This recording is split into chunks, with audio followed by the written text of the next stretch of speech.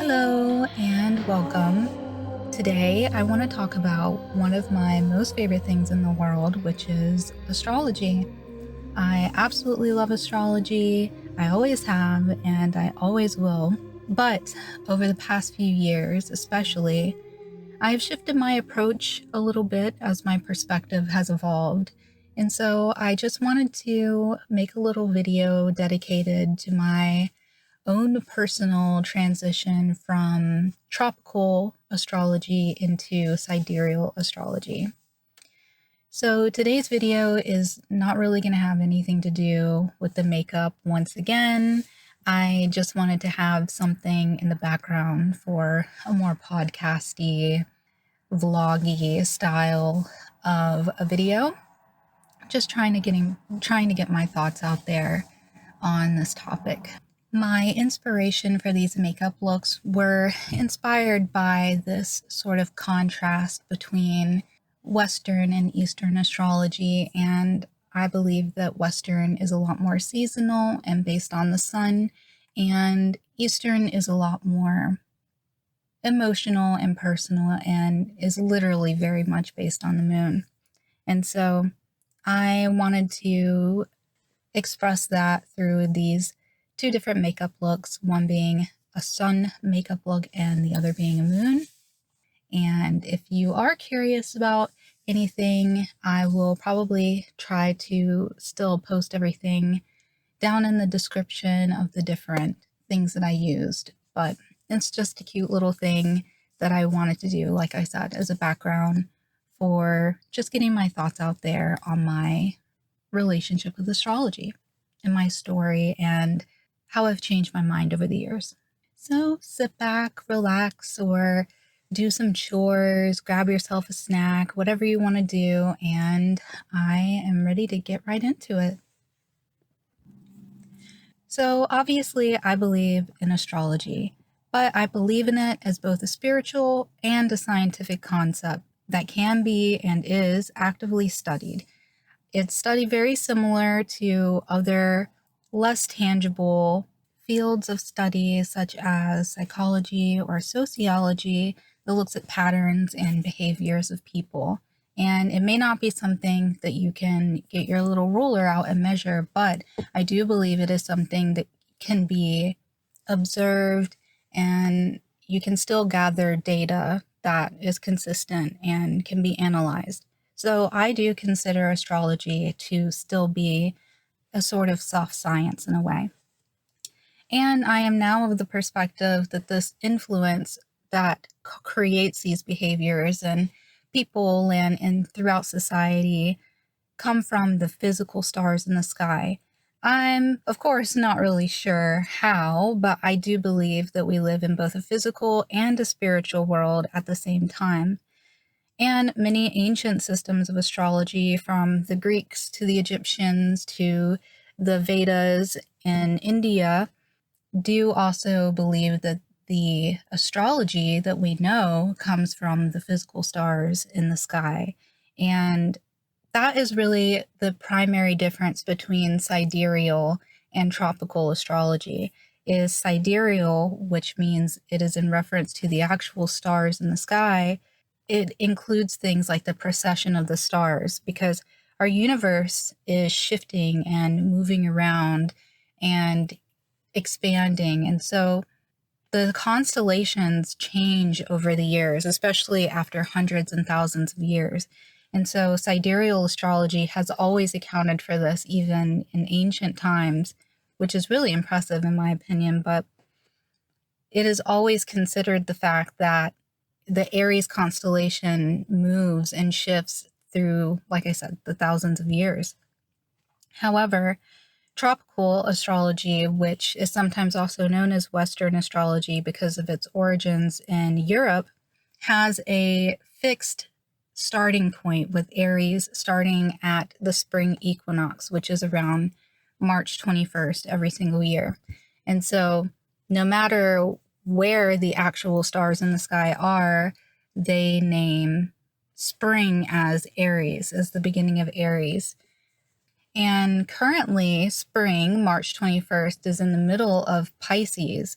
So if you get out your little telescope and look in the sky, don't recommend looking at the sun. Let's try the moon instead. But during what would be considered Aries for tropical astrology is actually right in the middle of the Pisces constellation in the sky.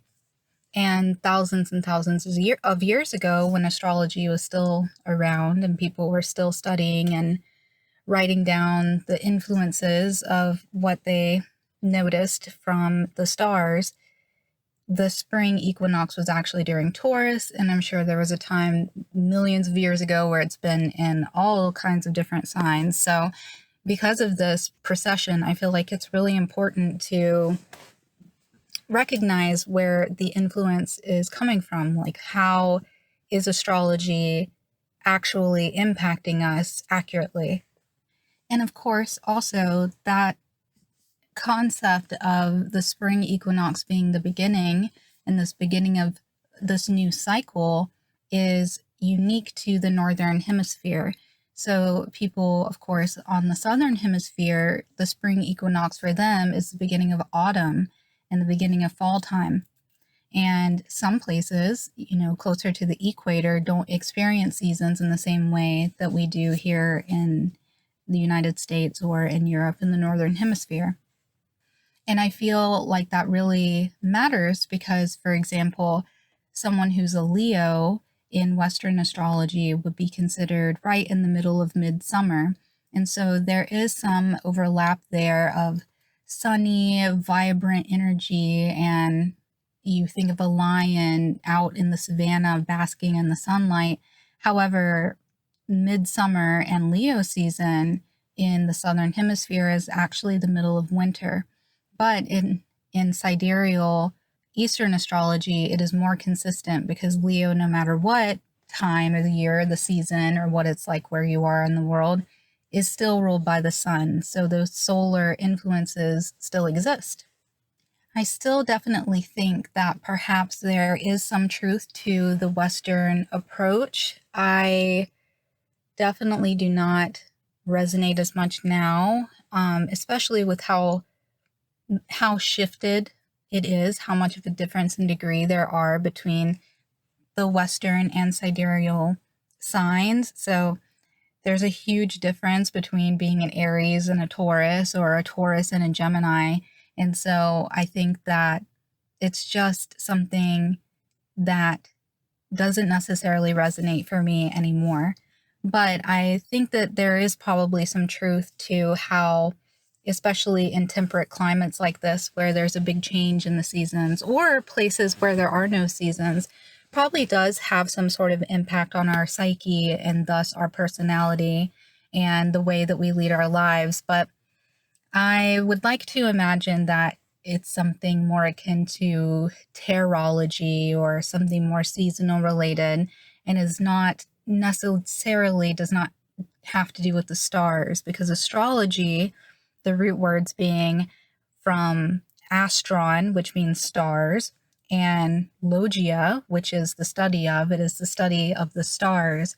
And so I feel like it is just more accurate to look at the fixed stars where we have studied for thousands of years, like I said, that is where our information of these archetypes of the signs comes from, not from the seasons, but from people following closely and matching the constellations and the stars.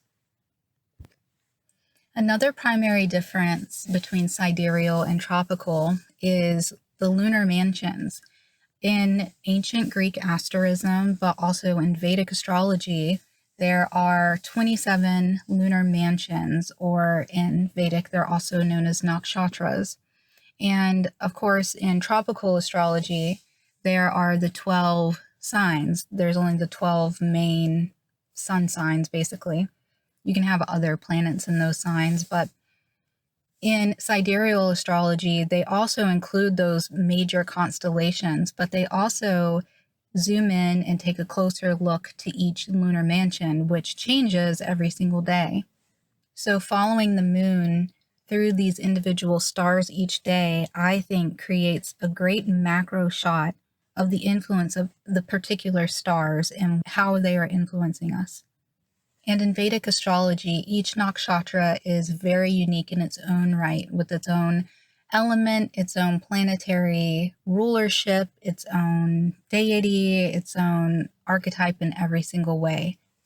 And I think, if anything, this greater distinction between each individual star, which there are around three nakshatras or lunar mansions per sign, and I think expanding the number of signs that there are, it just makes things more interesting, really. I think that at least it opens up a whole new world and a whole new playground for different archetypes and stories.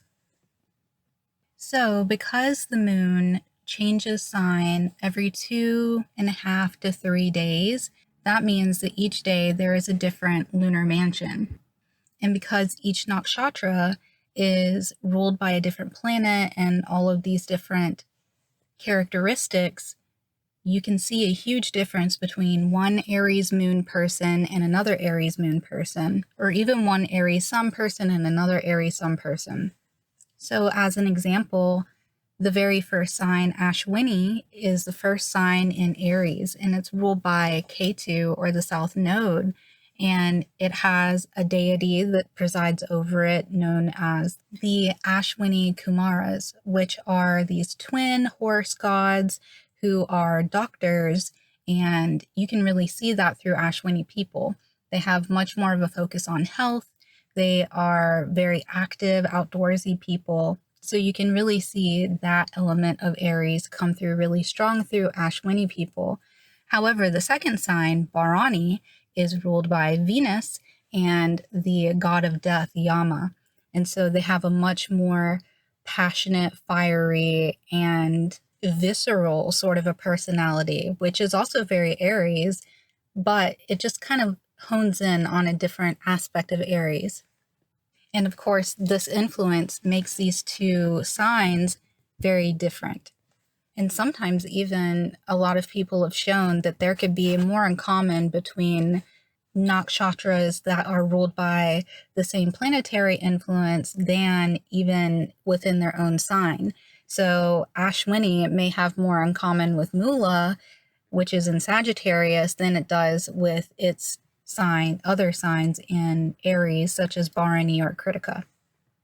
But once again, these distinctions, I feel, are a lot more realistic and at least a lot more interesting, and creates a lot of nuance for astrology, because it isn't basic, and it's not basic even in tropical. You have so many planets, and there's so many aspects. There's literally millions and millions of combinations. But I just think that getting into this granular sort of individual distinction is just more interesting and more accurate. So both Western and Eastern astrology include different planets besides just the sun and moon. They also include Mercury, Venus, Mars, Jupiter, and Saturn. However, Western includes the further out planets such as Uranus, Neptune, Pluto, and sometimes asteroids like Chiron and others. And for me personally, I still am a big proponent of the outer planets and Chiron, especially as an asteroid, just from my own personal observations. In sidereal astrology, traditionally, Saturn is the farthest planet away that we can see with our naked eye. However, I believe that our lovely planetary neighbors orbiting our central star, the Sun, are still involved with our psyche, both individually and collectively. And from my own research and personal experience, these planets definitely still have an impact. And in addition to these planets, the nodes of the moon, which are based on the lunar and solar eclipses, are included in both Western and Eastern astrology. However, I feel like it is much more intrinsic and the lore is much more intense in the Eastern side. So in Vedic astrology, the North Node is known as Rahu and is represented by the solar eclipse. And the South Node, which is K2, is represented by the lunar eclipse. And in both cases, these 2 points, these mathematical points based on the eclipses, are forever in exact opposition from one another, and they are just intrinsically tied, always opposed. But I do find that usually from my perspective, in Western astrology, there is just this sort of flippant approach to the nodes where the North Node is just your destiny, it's what you came here to do, and K2 is all this boring stuff, or the South Node is all these boring things that you've already learned and you're used to, and it's your comfort zone, and so you're just meant to dismiss it and leave it behind. But in Vedic astrology in particular, there is an entire story associated with the North and South Node and how they became separated in this oppositional way. They are the head and the body of a dragon that was separated because, well, there's a whole story behind it, but basically, from my perspective, both sides of this nodal axis are important, definitely, but not necessarily. Neither one of these things should be just followed blindly. I think it's kind of, I could make probably an entire other video about this, but I think it can be a bit naive to just follow your North Node because the lore behind Rahu is this very obsessive and hyper-focused, almost malefic energy that can keep you really attached and really tied into, some more earthly things that can really distract you from your dharma and your purpose. So, because I don't believe that your North Node is just like your purpose or what you're meant to do here. It is the things that are foreign to you for sure, but you're not necessarily always meant to follow that and seek that because it can sometimes be an endless sort of addiction in a way of just constantly wanting to consume. And yeah, like I said, that could be a whole other video. And I'm also very influenced by K2 in the South Node, so I could be biased. But yeah, I think that it just gets way more profound and intense thinking about Rahu and K2 and their lore instead of, at least like I said, from my perspective, the way that I hear people talk about the North and South Node. And finally, just what the difference is here, there is also a difference between the house systems. So yeah, there's also a rising sign. I don't think I mentioned, but there's a sign that rises on the horizon on the east at the moment that you're born.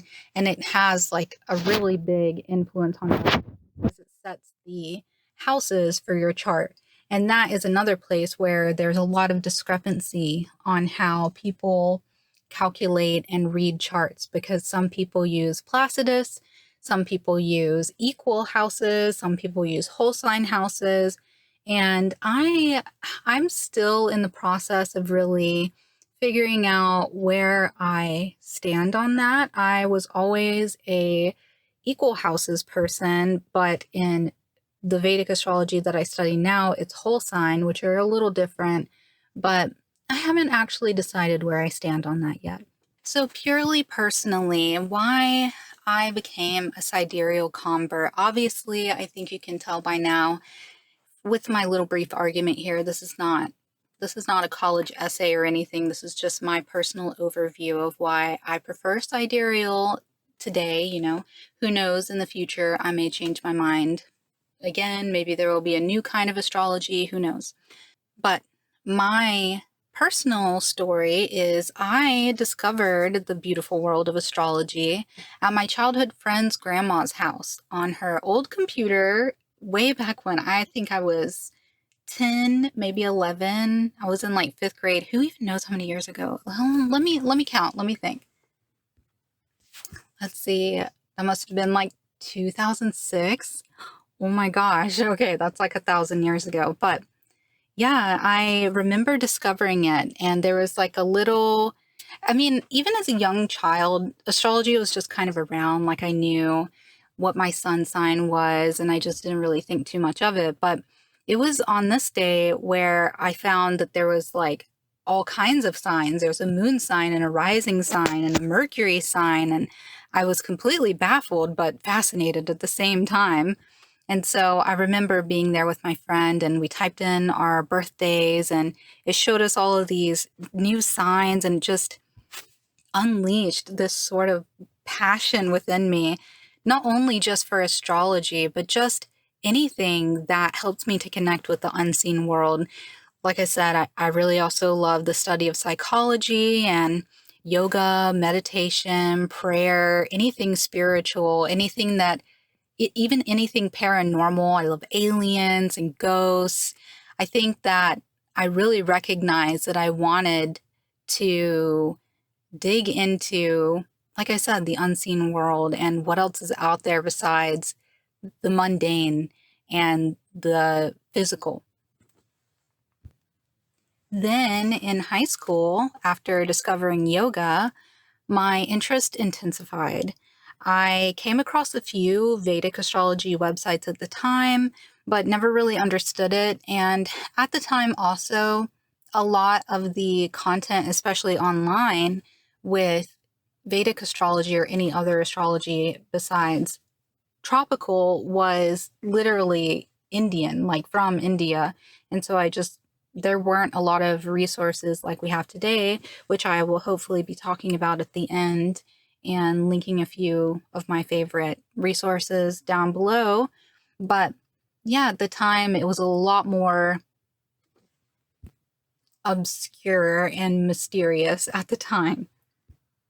But throughout high school and college, I was very much dedicated to astrology, and really it was like one of my biggest hobbies besides maybe painting and making music. I still to this day love painting and making music, but I also really love astrology. And yeah, I mean, even that was years and years ago.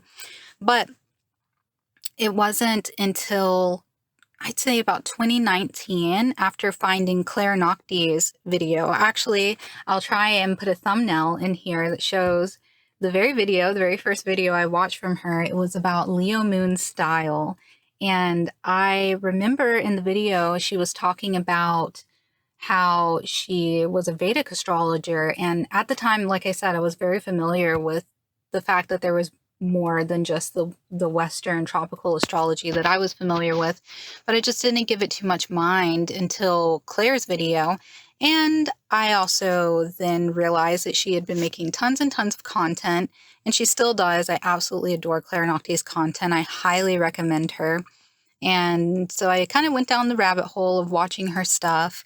And yeah, it put a lot of things into perspective. And from there, I started to completely shift my study and focus into sidereal, mostly because it was so new to me and I really wanted to try to understand it before I made a distinction and a decision on, because a lot of these things are not things that can both be true. Like I said, like the beginning of spring, it's just simply in Pisces, in my opinion. And Pisces is very different than Aries. They just are so different in every single sense of the word. And that's not really something where both can be true. And so I really wanted to spend some time really getting familiar, really understanding the nakshatras and the different Jyotish principles before I sort of shifted completely. And from there, I have found so many other resources. And I think in general nowadays, I think the sidereal conversation is growing. There's tons of people, not just on YouTube or, you know, TikTok, but also just writing more articles online. There's more books out there that are in English that are for learning about the nakshatras. And so I think nowadays it is just more accessible. So yeah, I'm a full-blown convert now. And I'm sure, like I said, that my perspective will continue to shift and change throughout the years, especially because, yeah, even shifting from Western to Eastern was a huge sort of transformation in my perspective and my thoughts on the world. And so who knows, there's probably plenty more ahead as I continue studying and researching.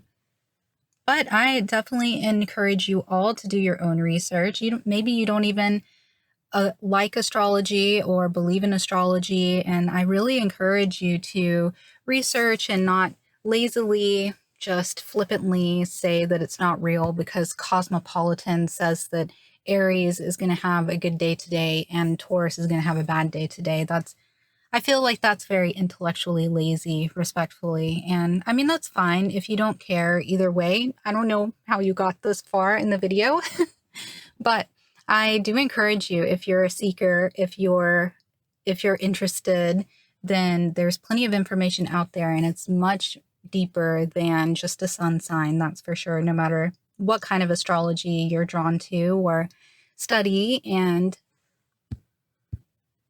if you're already someone who really loves astrology, I'm also not here to convert you, but if you didn't know, there is another astrology in town, and I definitely encourage you to reach out and just explore and see what you think. And I also love the idea, something that I like to do is really hone in on what the moon's sign is actually in. Like, even if you want to test and see for yourself, tropical versus sidereal, or just, commit to the sidereal lunar mansions and just see. And in your meditations or while journaling, you could just see how you feel that day. And there's plenty of star codes and messages and downloads available for you in your own personal observations. Because no matter what, if there's anything that's true, spiritually, religiously, in any sort of perspective, I am in no way a fundamentalist. I have a ton of respect and a ton of gratitude for the years and years of research on both sides when it comes to astrology. But like I said, I am a mystic at heart, and I really believe in spending time in your own research, in your own sitting with your own energy and seeing how you feel and allowing the messages to come through you. I am a huge believer in spiritual sovereignty. I think it's so important for you to realize and know that you can communicate with the other side, the unseen world, the spiritual realm, the astral realm, whatever you want to call it. You, as well as everybody else, is able to, with a little bit of practice, a little bit of discipline, you too can get your own downloads and messages, and you don't need a pastor or a guru or anybody to be your key or your translator for the other side. We all have the capacity and the ability to do so. So I just want to really encourage you to do your own research, but also look within and see what feels right for you.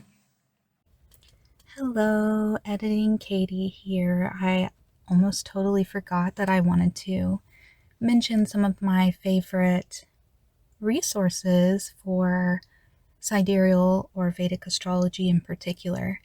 I mostly want to mention some YouTube channels since you are on YouTube right now, and I think it'll be pretty easy to link those in the description box below. So I obviously already mentioned Claire Nocti. Her work is amazing. She likes to take an approach of showing different videos and movies, music, all different types of work that is from people with different nakshatras. It's very interesting and I really agree with it. I feel like you can get a lot of sort of deeper information by really analyzing the art of people, and you can get a lot of wisdom and knowledge that way. Another channel I really like is Astrolada or Lada Duncheva. I remember really early on seeing her videos, and she talked about looking at Vedic charts, and they're a little different in the way that they're set up if you're not used to looking at them. And so she really broke it down with her whiteboard and everything, and I found that to be so super helpful at the time.